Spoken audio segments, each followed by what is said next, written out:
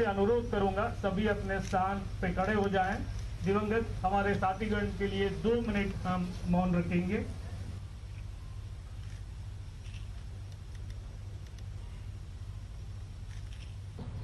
छत्तीसगढ़ शासन के मुख्यमंत्री श्रीमान बघेल जी,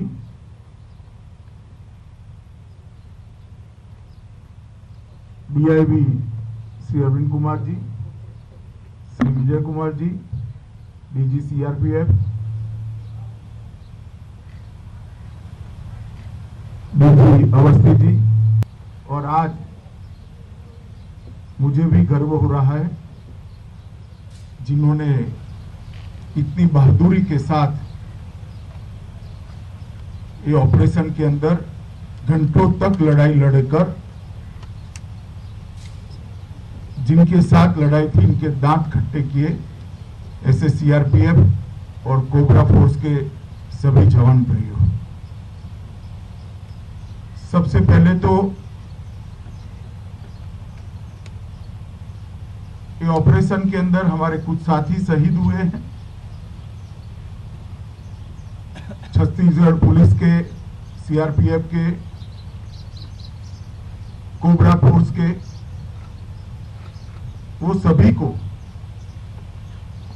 मैं देश के प्रधानमंत्री जी की ओर से, मेरी ओर से और समग्र देश की जनता की ओर से बहुत भावपूर्वक श्रद्धांजलि देता हूं।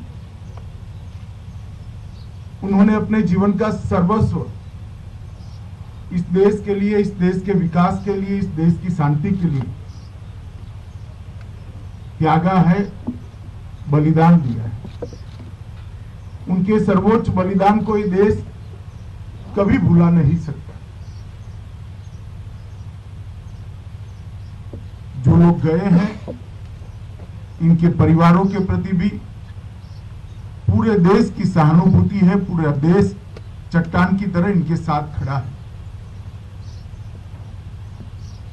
मैं आप लोगों को आज इतना ही कह सकता हूं कि आपके कुछ साथी आपने जरूर गंवाए हैं, मगर आप भारत सरकार पर, छत्तीसगढ़ सरकार पर भरोसा रखना, आपके साथियों का बलिदान व्यर्थ नहीं जाएगा। जिस उद्देश्य के लिए इन्होंने बलिदान दिया है वो उद्देश्य निश्चित रूप से पूरा होगा और विजय हमारी होगी। आज सुबह मैं जब इन सब के मृतदेहों को उनके घर पर भेजा जा रहा था तब उनको सलामी देकर आया हूं, श्रद्धांजलि देकर आया हूं। जब ये दृश्य टीवी पर जाते थे, पूरे देश के परिवारों के घर के अंदर सभी लोगों के आंखों में नमी थी। एक सम्मान का भाव था, एक फक्र का भाव था कि देश का जवान अपने घर से किलोमीटरों दूर देश के लिए, देश की मिट्टी के लिए, देश की शांति और देश के विकास के लिए अपनी जान का बलिदान दिया है। एक और तो गौरव हो रहा था, दूसरी ओर मन में बड़ा शोक और दुख भी था कि इतनी युवावस्था में ये जवान हमारे बीच में नहीं है।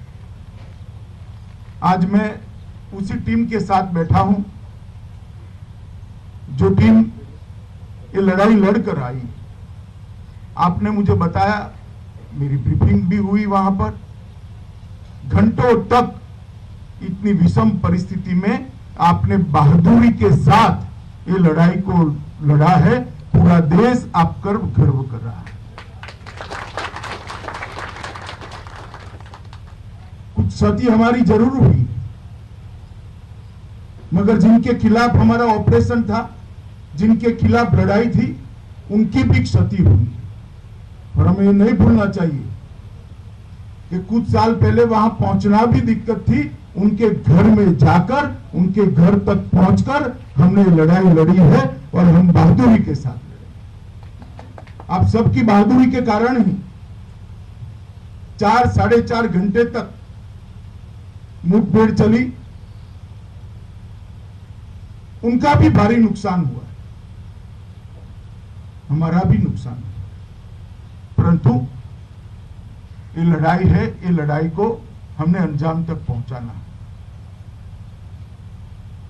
विगत कई सालों से हम देख रहे हैं, धीरे धीरे धीरे हम अपनी पोस्टों को आगे बढ़ाते जा रहे हैं। मैं 2019 से गृह मंत्री हूं, मैं देख रहा हूं 2 साल के हम काफी अंदर गए हैं, लॉजिस्टिक को भी बढ़ाया है और रोड को भी अंदर तक पहुंचाने का हमने प्रयास किया है। हमारे कैंप भी बड़े हैं, जवानों की तैनाती भी बढ़ी है। कुछ दिक्कतें जरूर हैं जो आपने बताई है, मुझे मेरे साथियों ने भी लिखी है, मैं भी इसकी एक डिटेल नोट लूंगा। आप आश्वस्त रहिए, जो बेस्ट अवेलेबल हो सकता है वो आपके लिए उपलब्ध कराने में भारत सरकार कोई कसर नहीं छोड़ेगी। ये सारी की सारी जो आपने बातें बताई हैं उसको उच्चतम स्तर से गंभीरता के साथ लेकर आपकी सहायता हो, इस प्रकार की व्यवस्था हम खड़ी करना चाहते हैं। परंतु मैं इतना ही कहना चाहता हूं मित्रों कि जब एक साथी साथ छोड़कर जाता है, हम सबका दुख तो होता ही है, परंतु ये पूरे क्षेत्र के हजारों गरीब जो आज नक्सल समस्या के कारण लाखों करोड़ों लोग विकास से महरूम है, यहां ना उद्योग आ सकता है, ना रोजगार आ सकता है, ना अच्छी स्कूलें बन सकती है, ना अस्पताल बन सकते हैं, ना कॉलेज बन सकते हैं। उनके जीवन की सुखाकारी के लिए समस्या के खिलाफ हमने लड़ना ही पड़ेगा, हमारे पास कोई चारा नहीं। सरकार यह भी प्रयास कर रही है कि सब लोग हथियार डालकर आए। मैं तो आज भी कहता हूं कि हथियार डालकर आना है, उनका स्वागत, मगर हाथ में हथियार है तो हमारे पास भी कोई रास्ता नहीं बचता। आपके जज्बे के कारण, आपकी वीरता के कारण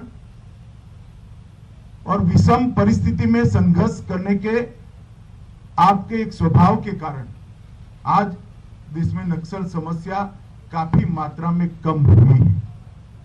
बहुत सारे क्षेत्रों को हमने इस समस्या से बाहर निकाल दिया है और ये क्षेत्र जहां मैं खड़ा हूं वो आज समस्या का एपिक सेंटर बना हुआ है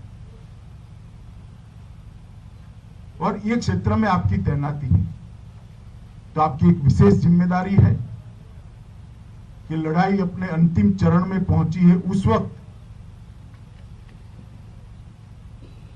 जरा भी हिम्मत गवाए बगैर जिस वीरता के साथ आपने परसों लड़ाई लड़ी है, इसी भाव को, इसी वीरता को कंटिन्यू करते हुए जब तक विजय नहीं होता हमने लड़ना पड़ेगा, लड़ना चाहिए और विजय की प्राप्ति करनी चाहिए।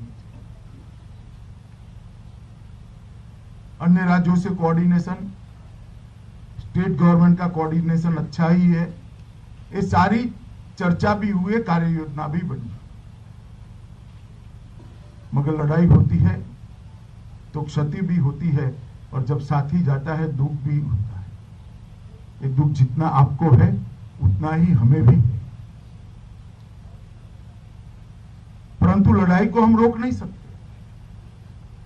लड़ाई को इसी जज्बे के साथ आपको आगे बढ़ाना है और इसीलिए आज मैं यहां आपके बीच में आया हूं।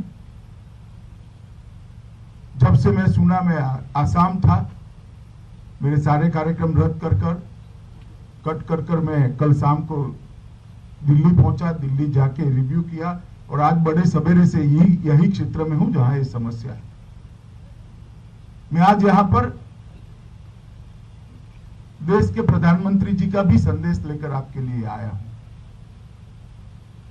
ये लड़ाई में हमारे पास विजय के अलावे कोई विकल्प नहीं है, क्योंकि ये लड़ाई हमारी व्यक्तिगत लड़ाई नहीं है, देश को शांत और विकसित करने की, देश को समृद्ध करने की लड़ाई है। इसमें हमें विजय प्राप्त करनी है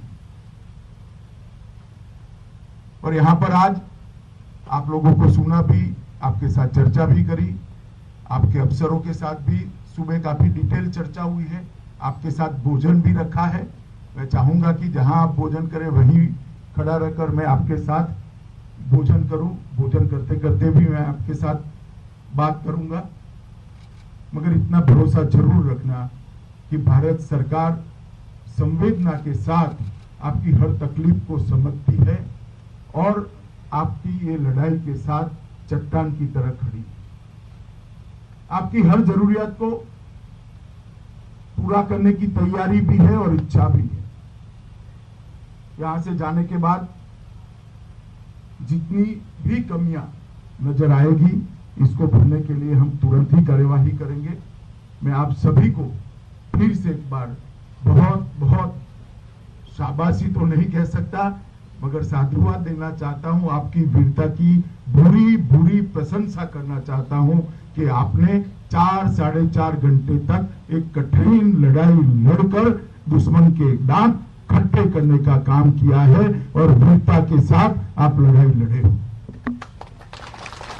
और ऐसी जगह पे लड़ाई लड़े हो जहां जाने की पहले हम कल्पना भी नहीं कर सकते। और ये लड़ाई को हम सब मिलकर जारी रखें जब तक विजय नहीं होता, जब तक ये समस्या निर्मूल नहीं होती, तब तक हमारी लड़ाई समाप्त नहीं हो सकती। मैं फिर से एक बार देश के प्रधानमंत्री और भारत सरकार की ओर से आपने जो वीरता दिखाई है, इसलिए मैं बहुत बहुत मन के साथ आप सभी की प्रशंसा भी करना चाहता हूं और आप सभी को साधुवाद भी देना चाहता हूं कि वीरता का जो जज्बा है अनेक सालों तक जो सीआरपीएफ और कोबरा ज्वाइन करेंगे उनके लिए प्रेरणा देता रहेगा।